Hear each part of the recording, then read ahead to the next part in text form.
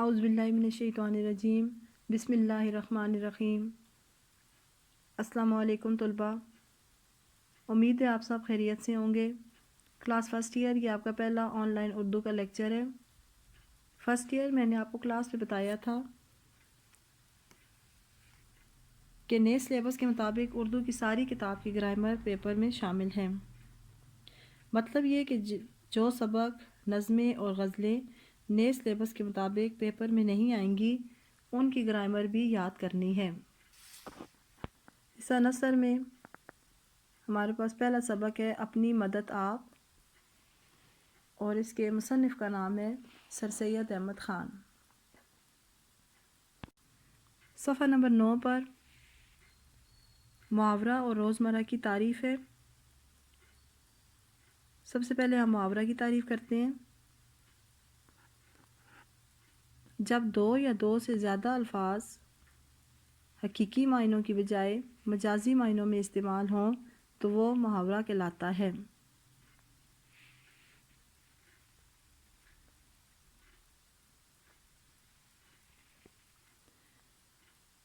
محاورے میں تبدیلی نہیں ہوتی۔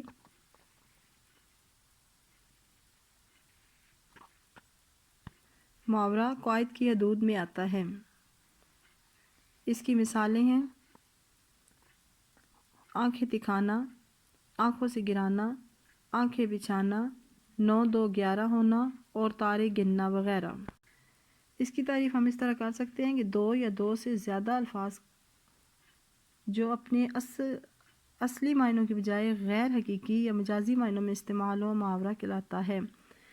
مثال کے طور پر مریض نے تارے گن گن کر رات گزاری۔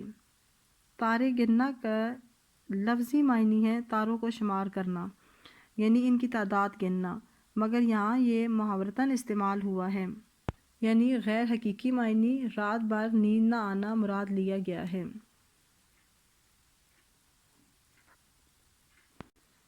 روزمرہ کی تعریف یہ ہے: روزمرہ اہل زبان کے بول چال کا نام ہے۔ روزمرہ میں الفاظ اپنے حقیقی معنوں میں استعمال ہوتے ہیں۔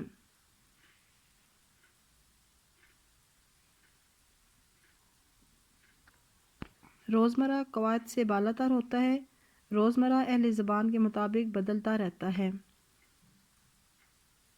مثال کے طور پر آؤ، جاؤ یا کھاؤ وغیرہ۔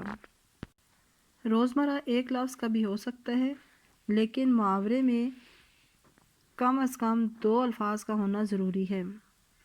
سبق نمبر 2 ہے ہمارے پاس جھوٹے آدمی، اور اس کے مصنف کا نام ہے مولوی ذکاء اللہ۔ سبق نمبر 1 اور سبق نمبر 2 دونوں نئے سلیبس کے مطابق پیپر میں آئیں گے۔ صفحہ نمبر 14 پر سوال نمبر 9 ہے: مرکب مصادر کسے کہتے ہیں؟ اس کی مثالیں لکھیں۔ مرکب مصادر پر بات کرنے سے پہلے ہم مصدر کی تعریف پڑھتے ہیں۔ مصدر عربی زبان کا لفظ ہے جس کے معنی صادر ہونے یا نکلنے کی جگہ ہے۔ مصدر اسم کی وہ قسم ہے جس سے اکثر الفاظ بنتے ہیں۔ مثال کے طور پر آنا، جانا، لکھنا، پڑھنا وغیرہ۔ مصدر کے آخر میں ہمیشہ نا آتا ہے۔ بعض ایسے الفاظ بھی ہیں جن کے آخر میں نا آتا ہے مگر وہ مصدر نہیں ہوتے۔ مثال کے طور پر نانا، تانا، کتنا، کھلونا وغیرہ۔ مصدر کی شناخت یہ بھی ہے، یعنی اس کی پہچان یہ ہے کہ اگر اس کا نا ہٹا دیا جائے تو اس سے فعل امر بن جاتا ہے۔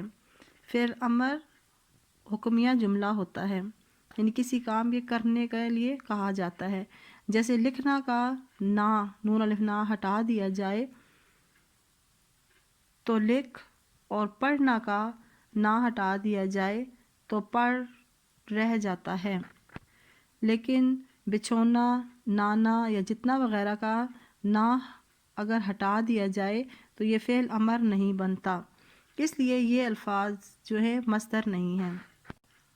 اب ہم مرکب مصادر کی تعریف کرتے ہیں۔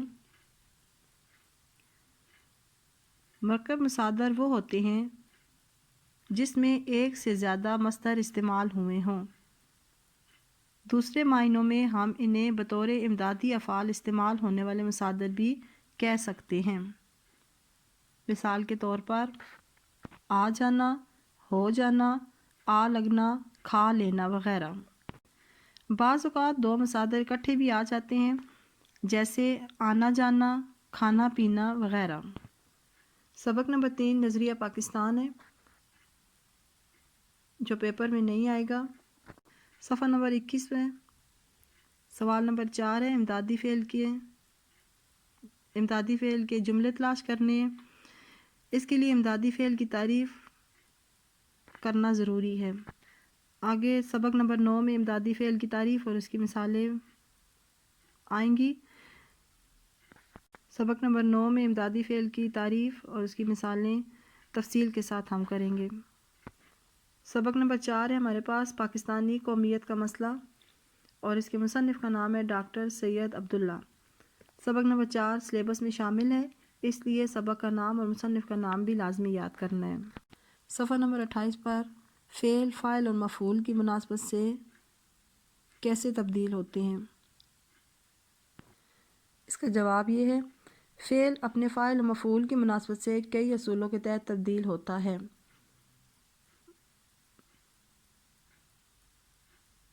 فعل فاعل کی مناسبت سے نمبر 1، اگر کسی جملے میں فعل لازم آئے تو فعل ہمیشہ اپنے فاعل کے مطابق مذکر، مؤنث یا واحد جمع میں بدلے گا۔ مثال کے طور پر فیصل گیا، بچے کھیلتے ہیں وغیرہ۔ نمبر 2، اگر فعل کے ساتھ نے کی علامت لگی ہو تو اس صورت میں فعل اپنے فاعل کی بجائے مفعول کے مطابق بدلے گا، جیسے احمد نے کھانا کھایا، بشیر نے ہاتھ دھوئے وغیرہ۔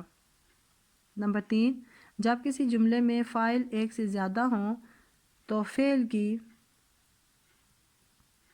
مذکر و مؤنث یا واحد و جمع آخری فاعل کے مطابق بدلیں گے۔ مثال کے طور پر بچیاں جا چکی تھیں، کتابیں اور قلم گر گیا۔ اگر دو فاعل حروف عطف کے ذریعے ملے ہوں، حروف عطف واو اور ہوتے ہیں، اور انسان ہوں تو فعل جمع آئے گا، جیسے ریحانہ اور سمیرہ گھر چلی گئیں۔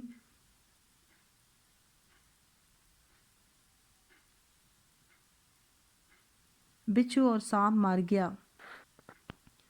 نمبر 5، اگر فاعل کی عزت کرنی ہو تو فقروں میں فعل ہمیشہ جمع کی صورت میں آئے گا، جیسے ابا جان آ گئے ہیں، کیا آپ بیمار ہیں۔ اب ہم فعل کی مفعول کی مناسبت سے تبدیلی دیکھتے ہیں۔ فعل مفعول کی مناسبت سے نمبر 1، اگر مفعول واحد ہے تو فعل بھی واحد آئے گا، اور اگر مفعول جمع ہے تو فعل بھی جمع آئے گا۔ اس کی مثالیں ہیں، اصغر نے جوتا اتارا، میں نے کپڑے دھوئے۔ اب دوسری مثال میں دیکھیں، میں نے کپڑے دھوئے، میں جو ہوں وہ فاعل ہے، دھوئے جو ہے وہ فعل ہے، اور کپڑے جو ہے وہ مفعول ہے۔ آپ کو پتہ ہونا چاہیے کہ مفعول اس میں کیا ہے۔ اصغر جو ہے وہ کام کرنے والا یعنی فاعل ہے، اتارا اس کا فعل ہے، اور جوتا جو ہے وہ مفعول ہے۔ کسی جملے میں فعل کو مذکر یا مؤنث کے لحاظ سے بدلنا ہو تو جس طرح واحد یا جمع میں بدلا ہے اسی طرح اس میں بھی تبدیلی کی جائے گی۔ آگے نمبر 3 ہے، جب جملے میں 2 مفعول آئیں اور دونوں مذکر ہوں تو فعل مذکر آئے گا۔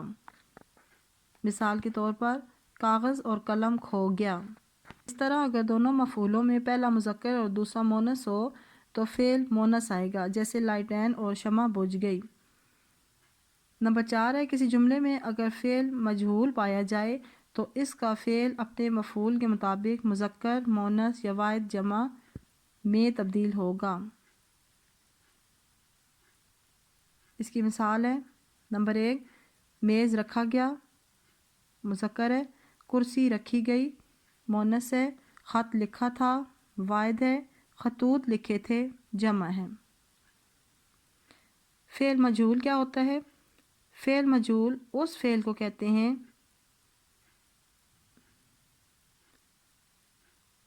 جس کا فاعل معلوم ہو، یعنی کام کرنے والا معلوم ہو۔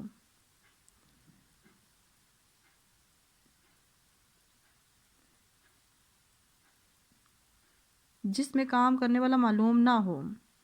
فعل مجہول اس فعل کو کہتے ہیں جس میں فاعل یعنی کام کرنے والا معلوم نہ ہو۔ جس میں کام کرنے والا یعنی فاعل معلوم ہو اسے فعل معروف کہتے ہیں۔ فعل مجہول کپڑے دھوئے گئے، پانی پلایا گیا، کتاب پڑھی گئی۔ یعنی فعل مجہول اس فعل کو کہتے ہیں جس کا فاعل معلوم نہ ہو، اور فعل معروف اس فعل کو کہتے ہیں جس کا فاعل معلوم ہو۔ سبق نمبر 5 ہے کچھ ادب کے بارے میں۔ یہ سبق سلیبس میں شامل نہیں ہے۔ صفحہ نمبر 34، سوال نمبر 3 ہے تنقید کی تعریف کریں۔ تنقید عربی کے لفظ نقد سے نکلا ہے جس کے معنی ہے کھرا کھوٹا پرکھنا، اچھے برے میں فرق کرنا۔ ادبی اصطلاح میں تنقید سے مراد کسی کلام یا فن پاری کی خوبیاں اور خامیاں ظاہر کرنا ہے۔ صفحہ نمبر 34 پر سوال نمبر 5 ہے مطابقت کے حوالے سے جملے درست کریں۔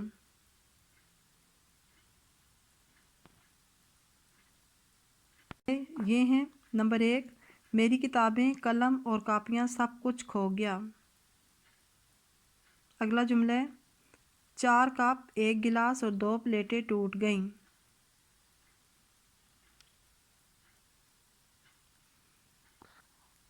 تیسرا جملہ ہے شاہ جہان نے عمارتیں بنوائیں۔ نمبر 4، ہم نے پہاڑ کے پتھروں کو کالا پایا۔ نمبر 5، فضول خرچی کی وجہ سے اس کا سرمایہ اور احترام لٹ گیا۔ صفحہ نمبر 35 پر اردو حروف تہجی اور مرکب حروف لکھے ہوئے ہیں۔ اردو حروف تہجی کی تعداد 37 ہے اور مرکب حروف کی تعداد 15 ہے۔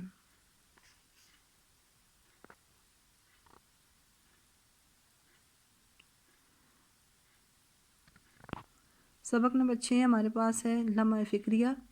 یہ سلیبس میں شامل نہیں ہے، لہٰذا اس کی مشق نہیں کرنی۔ سبق نمبر 7 ہے ہمارے پاس دروغہ جی کی پانچوں گھی میں اور سار کڑھائی میں۔ یہ بھی سبق سلیبس میں شامل نہیں ہے، سبق نمبر 7 کی مشق بھی نہیں کرنی۔ آگے ہمارے پاس ہے سبق نمبر 8 آنگن، ناول ہے اور مصنفہ کا نام ہے ختیجہ مستور۔ صفحہ نمبر 61 پر سوال نمبر 6 ہے، جو عبارت دی گئی ہے اس کی تلخیص کرنی ہے۔ سب سے پہلے آپ تلخیص کی تعریف دیکھ لیں۔ تلخیص نگاری کی تعریف یہ ہے، تلخیص نگاری نہ تو کسی عبارت کا خلاصہ ہوتا ہے اور نہ ہی مرکزی خیال۔ تلخیص نگاری سے مراد ہے عبارت کو اس طرح مختصر کر کے لکھنا یا بتانا کہ اہم واقعات نظر انداز نہ ہوں۔ دراصل عبارت کو اس کی 1/3 یعنی 1/3 میں خوبصورت سادہ الفاظ میں بیان کیا جائے۔ اس کا فائدہ یہ ہے کہ وقت کی بچت ہوتی ہے اور طویل ترین تحریروں اور تقریروں کو مختصر وقت اور مختصر الفاظ میں بیان کیا جا سکتا ہے۔ صفحہ نمبر 61 پر یہ پیراگراف لکھا ہوا ہے۔ اس پیراگراف کی تلخیص یہ آپ کے سامنے ہے، اس کو غور اور توجہ سے پڑھیے گا۔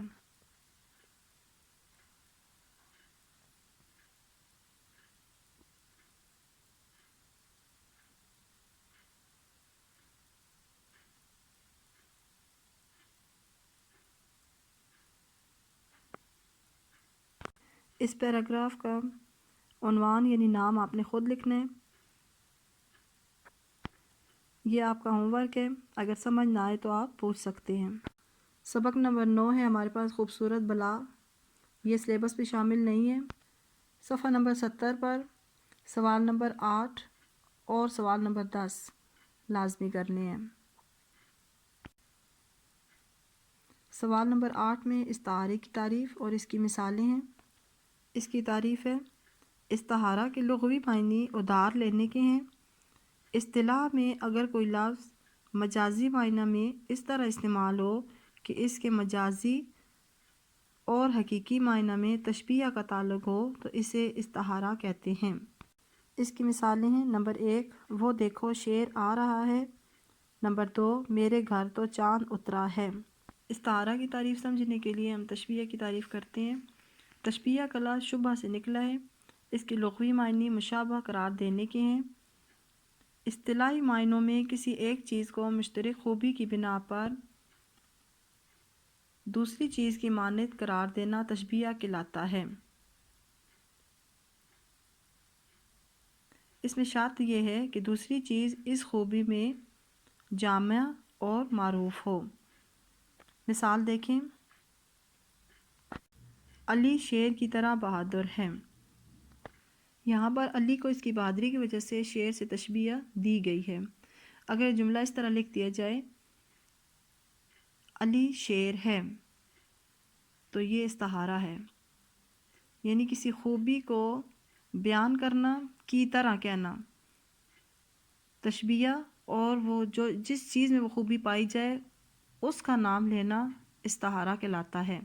مثال کے طور پر پانی برف کی طرح ٹھنڈا ہے، تشبیہ ہے، یہ پانی ایسے ہے جیسے برف، یہ جملہ استعارہ ہے۔ صفحہ نمبر 70 پر سوال نمبر 10 ہے، امدادی فعل کی تعریف۔ جب کسی جملے میں دو افعال اکٹھے استعمال ہوں، ان میں ہر دوسرا فعل امدادی فعل کہلاتا ہے۔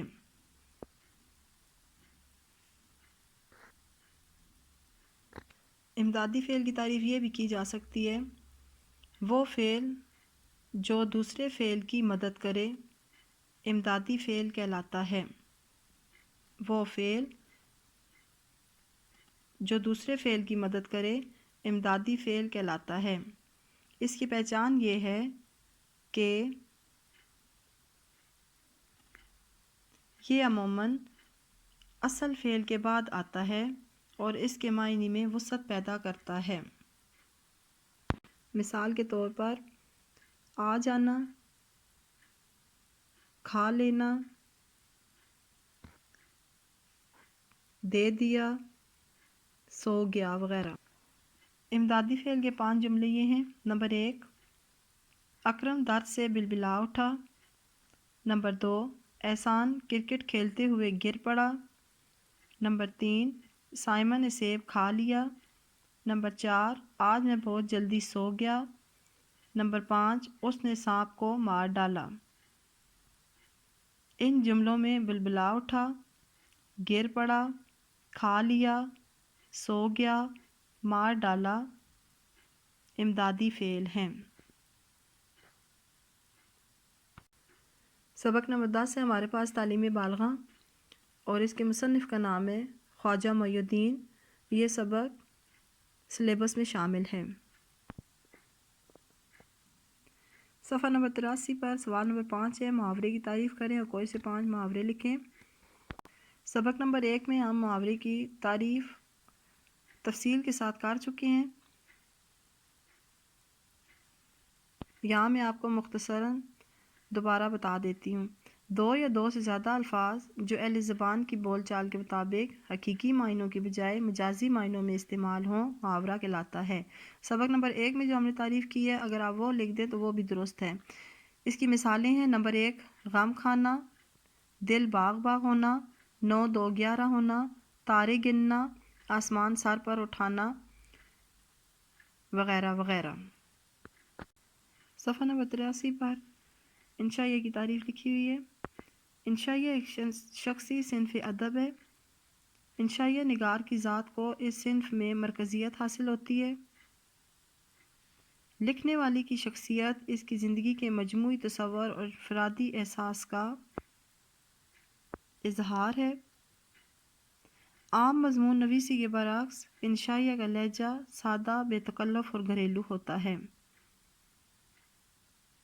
سر سید کے بعد انشائیہ لکھنے والوں میں حالی، شبلی، آزاد، فرت اللہ بیگ وغیرہ کے نام اہم ہیں۔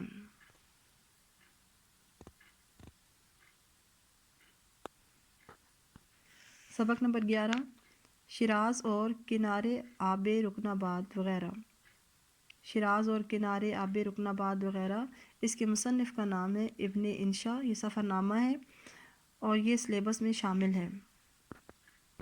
صفحہ نمبر 93 پر سوال نمبر 3، امدادی فعل کی تعریف اور مثالیں ہیں جو ہم تفصیل کے ساتھ کر چکے ہیں۔ سوال نمبر 5 سفر نامے کی تعریف ہے۔ سفر نامے کی تعریف ہم اس طرح کریں گے، جب کوئی ادیب سفر کے لیے گھر سے نکلتا ہے، خواہ وہ سفر اندرون ملک ہو یا بیرون ملک، وہ اپنے سفر کے تمام حالات کو تحریر کرتا ہے، ایسی تحریر کو سفر نامہ کہتے ہیں۔ سفر نامے میں ادیب کسی خطے یا کسی ملک کی تاریخ، اس کا جغرافیہ، وہاں کی تہذیب و تمدن اور اس جگہ کے معاشی اور معاشرتی حالات شامل کرتا ہے۔ اردو میں سفر نامہ نگاری کا آغاز 19ویں صدی میں ہوا اور یوسف حلیم خان کمبل پوش کو اولین سفر نامہ نگار قرار دیا گیا۔ جدید سفر نامہ نگاروں میں محمود نظامی، بیگم اختر ریاض الدین، ابن انشا کے نام اہم ہیں۔ سبق نمبر 12 ہے روم، زندہ شہر اور مردہ شہر، سلیبس میں شامل نہیں ہے لہٰذا یہ پیپر میں نہیں آئے گا، اس کی مشق حل نہیں کرنی۔ سبق نمبر 13 ہے لالچی وزیر، اور اس کا ترجمہ کیا ہے بشیر احمد بلوچ نے، یعنی بشیر احمد بلوچ نے اس کا ترجمہ کیا ہے۔ یہ سبق سلیبس میں شامل ہے۔ صفحہ نمبر 103 پر سوال نمبر 3 ہے، قواعد کے مطابق جملے درست کریں۔ یہ 5 جملے آپ کے سامنے ہیں، غلط جملے آپ کے سامنے ہیں، ان کو درست اس طرح کریں گے۔ نمبر 1، وزیر کتے کی طرح دودھ پینے کے لیے تیار ہو گیا۔ دوسرا، دنیا کی سب سے بری چیز لالچ ہے۔ تیسرا، آدھی رات کو جب وزیر کی آنکھ کھلی۔ چوتھا جملہ، گڈریے نے کتے والے گندے برتن میں دودھ دھویا۔ پانچواں جملہ، وہ اپنے گھٹنے تہہ کر کے 2 زانوں ہو کر بیٹھ گیا۔ صفحہ نمبر 103 پر سوال نمبر 4 ہے، اس پیراگراف کی تلخیص کرنی ہے۔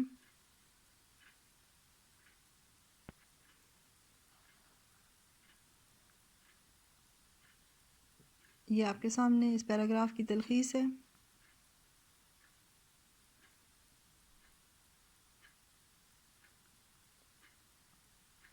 اس کو غور سے پڑھیے گا اور اس کا عنوان بھی لکھیے گا۔ سبق نمبر 14 ہمارے پاس ہے خطوط غالب، یعنی مکتوب نگاری ہے، اور مکاتیب اقبال، یعنی علامہ اقبال کے خطوط، یہ دونوں بھی سلیبس میں شامل ہیں۔ مرزا غالب اور علامہ اقبال نے کن کن کے نام خطوط لکھے، یہ بھی آپ نے یاد کرنا ہے اور ان دونوں کی مشق بھی آپ نے یاد کرنی ہے۔ الحمدللہ کلاس فرسٹ ایئر ہمارے 15 سبقوں کی گرامر مکمل ہو چکی ہے۔ فرسٹ ایئر آج ہم نے جتنا بھی پڑھا ہے، جتنی گرامر کی ہے، اگر آپ کو اس میں کسی قسم کی کوئی دشواری ہے، یعنی کوئی چیز سمجھ نہیں آ رہی، تو آپ پوچھ سکتے ہیں۔ فرسٹ ایئر اگر آپ اس ساری کتاب کی گرامر کو ایک جگہ لکھ لیں تو آپ کو یاد کرنے میں آسانی رہے گی۔ فرسٹ ایئر ہم نے کلاس میں 3 کلمے یاد کر لیے تھے جو آپ لوگوں نے مجھے سنائے تھے۔ اب آپ کے اس ہوم ورک کے ساتھ ساتھ کلمہ نمبر 4 یعنی چوتھا کلمہ، 5واں کلمہ اور 6واں کلمہ بھی ہوم ورک ہے، یعنی یاد کرنا ہے۔ فرسٹ ایئر نماز کی پابندی کے ساتھ ساتھ قرآن پاک کی تلاوت اور صبح شام کی دعاؤں کا بھی اہتمام کریں۔ صبح شام کی دعائیں لازمی پڑھیں۔ اللہ تعالیٰ آپ کو کامیاب کرے اور اپنے حفظ و امان میں رکھے۔ اللہ حافظ۔